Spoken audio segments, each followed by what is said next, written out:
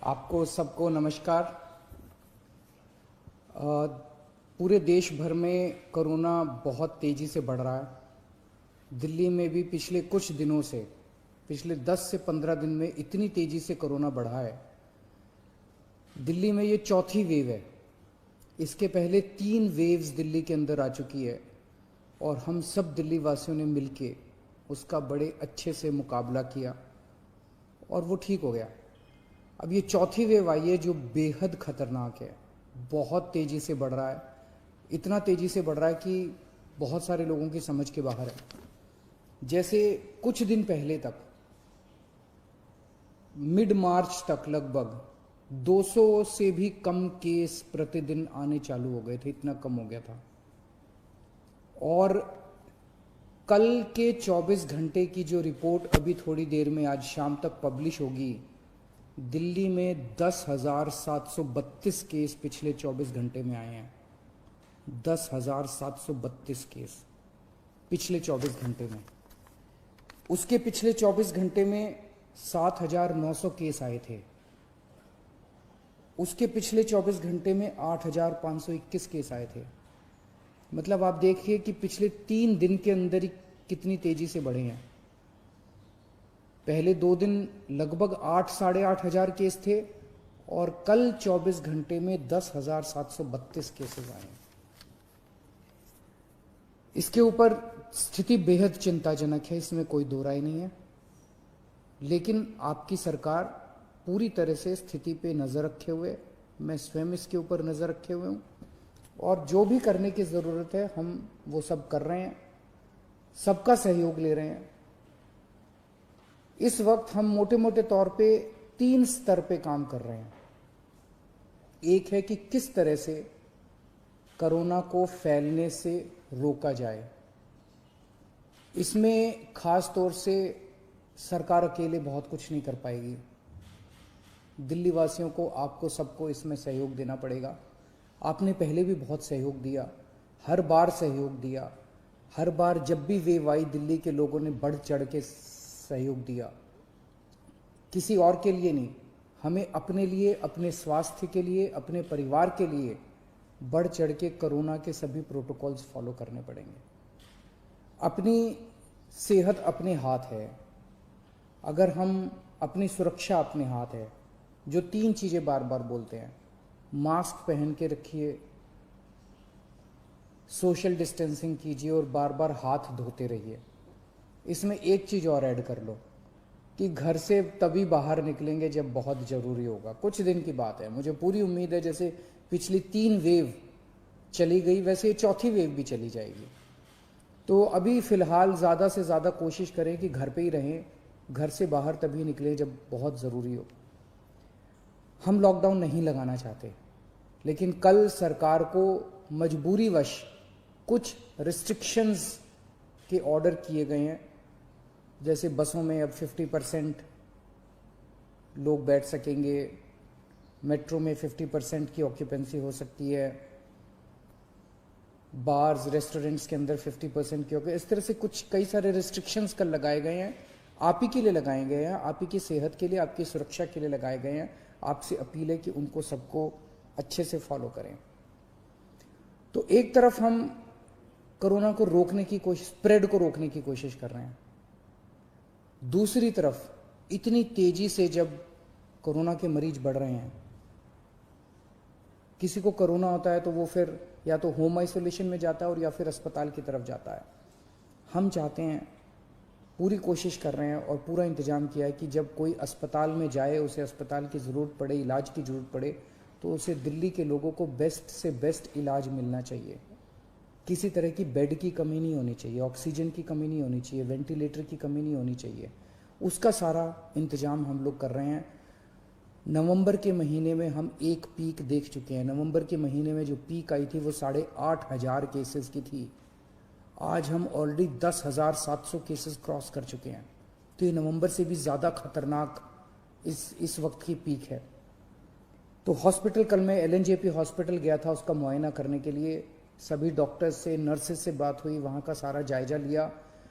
मैं पूरे दिल्ली वासियों की तरफ से अपने डॉक्टर्स को, नर्सेज को, पैरामेडिक स्टाफ को, सबको हाथ जोड़ के सैल्यूट करना चाहता हूँ, धन्यवाद देना चाहता हूँ कि पिछले 1 साल से लगे हुए हैं वो लोग। उन्होंने अभी भी पूरी तन्मयता के साथ वो लोग लगे हुए हैं। कल उनसे सबसे बात की, हम पूरी तरीके से हॉस्पिटल मैनेजमेंट के ऊपर ध्यान दे रहे हैं। कुछ लोगों के मेरे पास मैसेजेस आए पिछले कुछ दिनों के अंदर कि सर हम इस अस्पताल में गए, इधर बेड नहीं मिल रहा, उसमें गए, उसमें बेड नहीं मिल रहा। वो ऐप जो हमने हॉस्पिटल बेड्स का जारी किया था कुछ महीने पहले, पिछली जो पहली वेव आई थी जून के महीने में, 6 महीने पहले, वो ऐप आज भी काम कर रहा है। तो अगर आपको अस्पताल की ज़रूरत है, अगर आपको कोरोना हो गया, अस्पताल जाने की ज़रूरत है, तो किस अस्पताल में बेड अवेलेबल है वो आप अपने ऐप से देख लीजिए। ऐप, सारे लोग ऐप डाउनलोड कर लो और उस ऐप से आप लोग देख लीजिए कि किस अस्पताल में बेड की ज़रूरत है और कहाँ। तो सीधे मरीज को उधर ही लेके जाओ, एक अस्पताल से दूसरे अस्पताल में जाने की जरूरत नहीं है, पहली चीज़। दूसरी चीज़, कुछ लोग केवल प्राइवेट अस्पतालों की तरफ दौड़ रहे हैं। प्राइवेट अस्पतालों में बेड थोड़े कम होते हैं। अब दिल्ली के अंदर पिछले 5 साल में आपकी सरकार ने मिलकर दिल्ली के सरकारी अस्पतालों को बहुत शानदार कर दिया है। दिल्ली के सरकारी अस्पतालों में बहुत अच्छा इलाज हो रहा है। पैसे वाले लोग भी दिल्ली के सरकारी अस्पतालों में जा रहे हैं। मेरी आप लोगों से निवेदन है कि सब लोग प्राइवेट अस्पतालों की तरफ मत दौड़िए। सरकारी अस्पतालों में जाएंगे, वहाँ भी आपको अच्छा इलाज मिलेगा। सरकारी अस्पतालों में भी आप जा सकते हैं। अगर आपका ऐप दिखाता है कि सरकारी अस्पताल में बेड खाली है तो सरकारी अस्पताल में जाइए, लेकिन अस्पताल में तभी जाइए जब आपको ज़रूरत हो। अगर सब लोग अस्पतालों की तरफ दौड़ने लग गए, अस्पताल कम पड़ जाएंगे। अगर सब लोग अस्पतालों की तरफ दौड़ने लग गए, बेड कम पड़ जाएंगे, आईसीयू कम पड़ जाएंगे, वेंटिलेटर कम पड़ जाएंगे। तो अगर आपको अस्पताल की ज़रूरत है तभी अस्पताल में जाइए, वरना होम आइसोलेशन में रहिए। अस्पताल के बेड केवल सीरियस मरीजों के लिए रहने दीजिए। अगर आप एसिम्टोमेटिक हैं, अगर आपको सिंपल सिम्टम्स है, ज़्यादा बीमारी नहीं है, और अगर आप अस्पताल चले गए तो आपने एक बेड ऑक्यूपाई कर लिया, जबकि आपका घर पे इलाज हो सकता था। और अगर कोई सीरियस मरीज आता है अस्पताल के अंदर, उसको बेड नहीं मिलेगा, उसको बाहर वेट करनी पड़ेगी, उसकी मौत हो सकती है, सीरियस मरीज की मौत हो सकती है, उसको अस्पताल की ज़रूरत है। इसलिए मेरी हाथ जोड़ के सबसे विनती है कि कई लोग मैंने देखा वो कहते हैं जी मैं तो अस्पताल जाके एडमिट हो जाता हूँ, घर में दूसरों का ना हो जाए। घर के अंदर होम आइसोलेशन कीजिए, हमारी टीम आपके घर आएगी, आपको सारा गाइडलाइंस वगैरह सब बता देगी, ऑक्सीमीटर दे के जाएगी, आपको बता देगी कैसे होम आइसोलेशन करना है, आपके साथ हम संपर्क में रहेंगे। दिल्ली के अंदर दुनिया का सबसे बेहतरीन होम आइसोलेशन का प्रोग्राम चल रहा है, उसका फ़ायदा उठाइए आप। तो इसमें आप सब लोगों की मेरे को सहयोग की ज़रूरत है कि जब तक अस्पताल में जाने की ज़रूरत ना हो, अस्पताल मत जाइए। अस्पताल के बेड सीरियस मरीजों के लिए खाली रखिए, ये सबसे ज़रूरी है इस टाइम। अपने को हॉस्पिटल मैनेजमेंट सबसे ज़रूरी है। दुनिया भर के अंदर मैंने देखा है किस तरह से अस्पताल कम पड़ जाते हैं। इतनी तेज़ी से फैलने वाली बीमारी है कि अस्पताल अगर कम पड़ गए तो फिर बड़ी दिक्कत हो जाएगी। मैंने पहले भी कहा था लॉकडाउन के लिए कि लॉकडाउन के पक्ष में मैं नहीं हूँ। मुझे लगता है कि लॉकडाउन कोरोना से जूझने का समाधान नहीं है। लॉकडाउन किसी भी सरकार को तब लगाना चाहिए जब उसकी अस्पतालों की व्यवस्था कोलैप्स कर जाए और उसको ज़रूरत होगी। लॉकडाउन से कोरोना की गति धीमी हो जाती है। अभी अस्पताल की व्यवस्था हमारे कंट्रोल में है, आपका सहयोग चाहिए।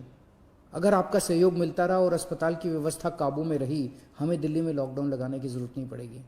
लेकिन अगर अस्पतालों के अंदर बेड्स की कमी होने लगी और अगर अस्पतालों के अंदर बेड्स नहीं मिलने लगे तो कहीं ऐसा ना हो कि दिल्ली में लॉकडाउन लगाना पड़े। हम दिल्ली में लॉकडाउन लगाना नहीं चाहते, आपका सहयोग चाहिए। और तीसरी चीज़, एक हम कर रहे हैं कि स्प्रेड नहीं होना चाहिए, दूसरा हॉस्पिटल मैनेजमेंट, और तीसरा वैक्सीनेशन। आज एक बहुत अजीब विरोधाभास है। कोरोना की दवाई आ गई है, वैक्सीन आ गया है, और उसके बावजूद कोरोना इतनी तेजी से फैल रहा है। हमें कोरोना को हराने के लिए कोरोना से ज़्यादा स्पीड पे वैक्सीनेशन करना चाहिए था। जिस तेजी से कोरोना फैल रहा है उससे ज़्यादा बड़ी स्पीड से अगर हम वैक्सीनेशन कर देते, हम कोरोना को काबू कर सकते थे। हमारी कोरोना की गति बहुत धीमी है। मैंने केंद्र सरकार से कई बार हाथ जोड़ के निवेदन किया है, केंद्र सरकार को चिट्ठी भी लिखी है, प्रधानमंत्री जी को भी चिट्ठी लिखी है कि ये जितने रिस्ट्रिक्शन लगा रखे हैं वैक्सीनेशन के ऊपर, सब रिस्ट्रिक्शन हटा दीजिए। अभी तो ऐसी जरूरत है कि सरकार, हमारी सरकार तैयार है, दिल्ली सरकार तैयार है, हम घर घर जाके कोरोना की वैक्सीन लगाने को तैयार है। हमारे स्टाफ जो है वो घर घर जाके वैक्सीनेशन लगाने को तैयार है। 2 महीने 3 महीने के अंदर, मैं अभी मुख्यमंत्रियों की जब बैठक हुई उसमें और भी 2-3 मुख्यमंत्रियों ने कहा कि हम 3 महीने के अंदर पूरे अपने राज्य को कोरोना की वैक्सीन लगा देंगे। आप ये रिस्ट्रिक्शंस हटा दीजिए, 45 साल से ऊपर वालों को लगेगी। दिल्ली के अंदर जो मेरा डेटा है वो ये दिखाता है कि 65% मरीज दिल्ली के अंदर जो अब कोरोना के आ रहे हैं वो 35 साल से कम उम्र के हैं। तो अगर 65% मरीज 35 साल से कम उम्र के हैं तो कोरोना रुकेगा कैसे? कोरोना की साइकिल कैसे टूटेगी? वो तो तभी टूटेगी ना जब वैक्सीनेशन लगेगा। तो मेरी केंद्र सरकार से निवेदन है, केंद्र सरकार ने बहुत रिस्ट्रिक्शन लगा रखे हैं कि सेंटर नहीं खोल सकते, ज्यादा सेंटर नहीं खोल सकते, इस उम्र से कम लोगों को नहीं दे सकते। अभी तो हमें लार्ज स्केल के ऊपर, युद्ध स्तर के ऊपर सारी मशीनरी हमें वैक्सीनेशन के ऊपर लगा देनी चाहिए। इससे बड़ा विरोधाभास क्या हो सकता है कि हमारी वैक्सीन आ गई और उसके बावजूद हम कोरोना से लड़ रहे हैं, कोरोना इतना तेजी से फैल रहा है। तो अगर हम कोरोना की वैक्सीनेशन बहुत तेज कर दें तो ये इसका एक समाधान हो सकता है। कुछ लोगों के मन में, जैसे अभी पूरे देश भर से रिपोर्ट आई, एक अस्पताल में 37 डॉक्टर्स जिन लोगों को वैक्सीन लगी थी, दोनों डोज लगी थी, उनको भी कोरोना हो गया। एक और उत्तर प्रदेश से एक अस्पताल से रिपोर्ट आई, एक महाराष्ट्र से एक अस्पताल से, कि कई सारे ऐसे लोग हैं जहाँ पे जिन लोगों ने दोनों डोज ले ली उसके बावजूद भी कोरोना हो रहा है। तो लोग पूछ रहे हैं कि यार ये वैक्सीन लगाने से कोई फायदा है? तो मैंने कई एक्सपर्ट से बात की, कई डॉक्टर से बात की, उन सब का ये कहना है कि वैक्सीन लगाने से आपको सीरियस बीमारी नहीं होती, कोरोना दोबारा हो सकता है। वैक्सीन लगाने के बावजूद भी आपको मास्क पहनना चाहिए, सारी प्रिकॉशन लेनी चाहिए, लेकिन कोरोना फिर भी हो सकता है, लेकिन वो कोरोना सीरियस नहीं होगा, आपकी डेथ नहीं होगी, आपको हो सकता है आईसीयू में जाने की जरूरत ना पड़े, कोरोना की सीरियसनेस काफी कम हो जाएगी। इसीलिए वैक्सीन का फायदा है। तो जो लोग आज, केंद्र सरकार जब भी इसको खोलेगी रिस्ट्रिक्शंस को, बहुत अच्छी बात होगी, लेकिन जो लोग आज एलिजिबल हैं, 45 साल से ऊपर की उम्र के हैं, वो तो कम से कम सारे तुरंत जाके कोरोना की वैक्सीन लगवा लीजिए, अपनी सेफ्टी के लिए, अपने परिवार की सेफ्टी के लिए। हमने टेस्ट्स दिल्ली में बहुत ज़्यादा बढ़ा दिए हैं। पिछले कुछ दिनों पहले तक 80-85 हज़ार टेस्ट डेली हो रहे थे और पिछले कुछ दिनों से 1,10,000 टेस्ट डेली हो रहे हैं। रात दिन पूरा स्टाफ, पूरे ऑफिसर्स काम करने में लगे हुए हैं और आपकी सेहत के लिए जो भी जरूरत पड़ेगी हम सभी करेंगे। मेरी सभी पॉलिटिकल पार्टीज से निवेदन है, अपील है, आइए सब मिलके काम करते हैं। ये वक्त राजनीति करने का नहीं है, ये वक्त एक दूसरे के ऊपर फिंगर पॉइंटिंग का नहीं है, ये वक्त एक दूसरे के ऊपर छीटाकशी करने का नहीं है, बाद में कर लेंगे राजनीति। सब मिलके अभी तो अब दिल्ली वासियों की सेवा करते हैं और मैं सभी लोगों से अपील करता हूं, पिछली बार आप सबने सहयोग किया था, हम केंद्र सरकार से पूरा सहयोग ले रहे हैं। मैं सभी डॉक्टर्स से अपील करता हूं, सभी डॉक्टर्स की एनजीओ से अपील करता हूं, सभी धार्मिक संस्थानों से मैं हाथ जोड़ के अपील करता हूं, सभी सामाजिक संस्थानों से, एनजीओ से अपील करता हूं कि ये चौथी वेव बेहद खतरनाक है। इंसानियत के लिए हम सब लोग फिर से एक साथ जुड़ें और इस चौथी वेव का सामना करें। कुछ लोग कहते हैं, जब मैं उनको कहता हूं कि मास्क क्यों नहीं पहना हुआ, कहते हैं सर 1 साल हो गया, अब थक गए हैं। अब ये सोचो, वो डॉक्टर जो 1 साल से, और नर्स और जो पैरामेडिक स्टाफ 1 साल से अस्पताल के अंदर रात दिन 24 घंटे आपका इलाज कर रहा है, वो नहीं थका? वो तो आपसे ज्यादा थक गया है। अगर वो 24 घंटे पिछले 1 साल से काम कर सकता है, अपनी जिंदगी दांव पे लगा के कर सकता है, तो आप कम से कम मास्क तो पहन ही सकते हैं। और ये थकने से तो आप ही की जिंदगी खतरे में पड़ती है। ये थकना अलाउड नहीं है अपने लिए।